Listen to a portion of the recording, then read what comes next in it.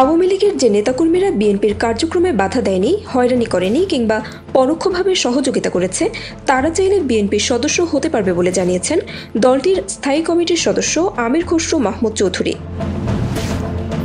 শনিবার দুপুরে চট্টগ্রামের কাজীর দেউরিতে বিভাগীয় পর্যায়ে সদস্য ফর্ম বিতরণ ও নবায়ন কার্যক্রমে প্রধান অতিথি হিসেবে তিনি একথা বলেন। আমির খসরু বলেন, দেশের বৃহত্তর অংশকে বিএনপির সদস্য করতে হবে, তবে সমাজের অগ্রহণযোগ্য ব্যক্তি, চাঁদাবাজ, দুর্নীতিবাজদের সদস্য কার্যক্রমের বাইরে রাখার চেষ্টা করতে হবে। এ সময় সদস্য কার্যক্রম দৃশ্যমান করার কথাও বলেন তিনি আরও বলেন, বিগত ১৫ বছরে বিএনপির নেতাকর্মীরা মিথ্যা মামলা শিকার হয়েছে, পালিয়ে বেরিয়েছে। বড় দল হিসেবে সাংগঠনিক কার্যক্রম চালাতে পারেনি বিএনপি।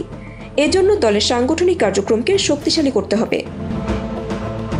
এ সময় বিএনপির যুগ্ম মহাসচিব শহীদ উদ্দিন চৌধুরী অ্যানি বলেন, আগামী দিনে যারা প্রতিযোগিতায় আসতে চায় তারা বিএনপির সাথে পারবে না।